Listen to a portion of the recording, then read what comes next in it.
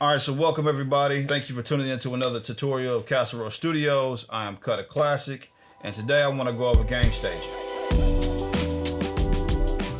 A basic concept of gain staging is managing your levels before you put any plugins or do any processing to the track in order to maintain your dynamics, if you want louder mixes, and to prevent from any clipping or distortions on that track. This is the very first step I go through when I'm mixing a record, because I like for all my mixes to be hitting somewhere around -4 to -6 dB. That way when I get ready to send it off to mastering, my mastering engineer has plenty of headroom to finish out the process. And then I also want to make sure I got plenty of headroom to make my mixes loud and big and dynamic. So with that being said, that's just a basic concept of gain staging. All right, so if we take a look at this track, you can see that it's pretty dynamic, it's pretty loud.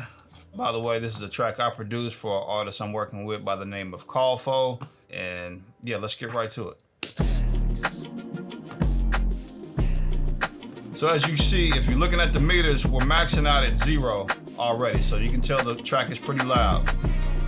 So what a lot of producer engineers would do, they would just come down here and turn the fader down just so their mix bus is hitting somewhere between -3 and -6 dB. So if you do that, that means you're gonna have to turn this all the way down.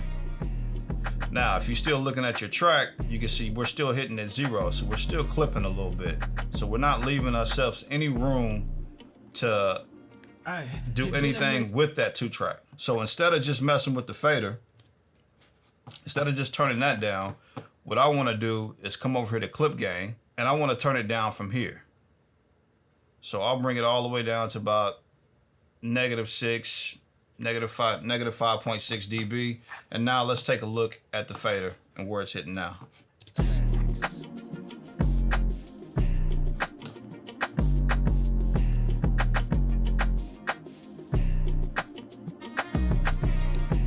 Now I'm leaving myself more headroom.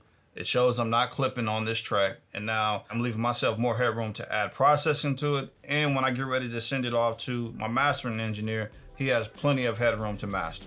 That is a very basic concept of gain staging. You can apply that to any track that you import into your session while working on your mix.